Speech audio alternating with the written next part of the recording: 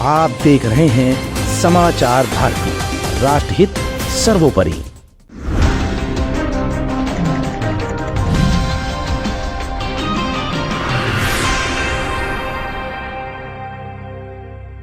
इधर high profile seat के लिए प्रत्याशियों के चुनाव में हो रही थी देर, उधर संघमित्रा पर गिर गई गाज। पहले संघमित्रा का बदायूं सीट से टिकट कटा, पिता सहित पूरे परिवार की जेल जाने की है बारी। भाजपा के खेल से शुरू हो गई मुसीबत सारी। उधर बदायूं में सलीम शेरवानी ने अखिलेश की बढ़ाई धड़कनें। बदायूं में पहले धर्मेंद्र पीछे हटे, फिर शिवपाल पीछे हटे। क्या है सलीम शेरवानी का फैक्टर? बदायूं की सीट पर चुनाव हुआ बेहद दिलचस्प। माया पड़ गई अकेले, अखिलेश के गले में फंसी शेरवानी की हड्डी। शुरू हुई बदायूं में चुनाव की नई कबड्डी। उत्तर प्रदेश में लोकसभा चुनाव 2024 से पहले अमेठी, रायबरेली, कैसरगंज, मथुरा, लोगों के जहन में सिर्फ यही हाई प्रोफाइल सीटें हैं। लेकिन इन सबके बीच एक ऐसी भी सीट है जो न सिर्फ बीजेपी के लिए गले की फांस बन रही है, बल्कि समाजवादी पार्टी, बसपा और कांग्रेस सभी के लिए ये सीट गले की हड्डी तक बन चुकी है। आखिर वो सीट कौन सी है और किन बनते बिगड़ते समीकरणों के बीच इस सीट पर लड़ाई बेहद दिलचस्प और रोमांचक होती जा रही है। समाचार भारती अपनी इस रिपोर्ट में आज इसी सीट का एक छोटा सा विश्लेषण आपके सामने दिखाने जा रहा है और बताने जा रहा है।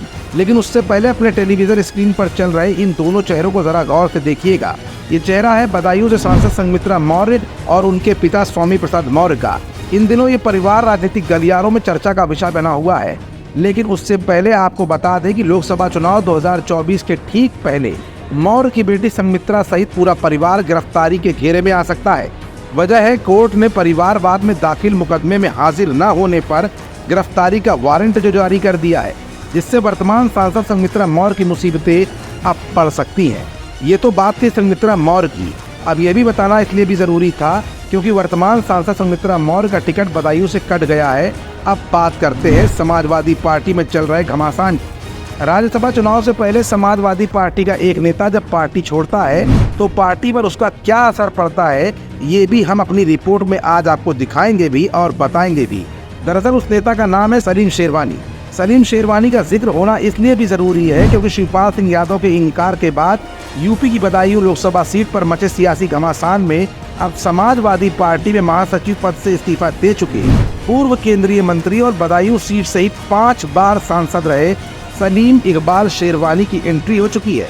सलीम शेरवानी ने दावा किया है कि बदायूं में समाजवादी पार्टी के हालात उनके पद से इस्तीफा देने के बाद बेहद खराब हो चुके हैं।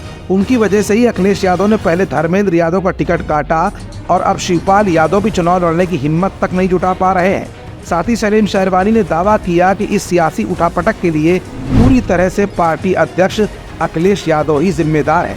सूत्रों से मिली जानकारी के मुताबिक ईद के फौरन बाद सलीम शेरवानी बदायूं जाने की तैयारी में हैं और अपने समर्थकों से बातचीत करने के बाद चुनाव लड़ने के मामले में ही कोई फैसला लेंगे।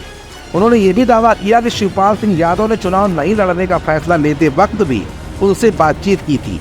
हालांकि उन्होंने इस बात से साफ इनकार किया है कि वो शिवपाल सिंह यादव को मनाने की कोई कोशिश भी करेंगे। उनका कहना है कि ये काम अखिलेश यादव का है और वहाँ के सियासी हालात के मुताबिक उनको ही कोई फैसला लेना होगा।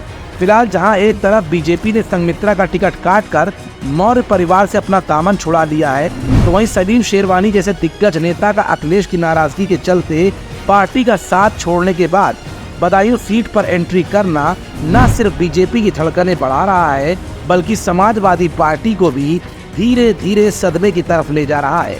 अब ऐसे में कांग्रेस समाजवादी पार्टी के साथ है, लेकिन बसपा अलग अलग पड़ी हुई है।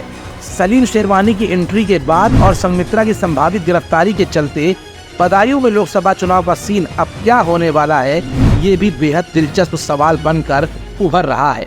समाचार भारती के लिए सहयोगी दिलशाद अहमद और दीपक कुमार के साथ मनीष गुप्ता की स्पेशल रिपोर्ट।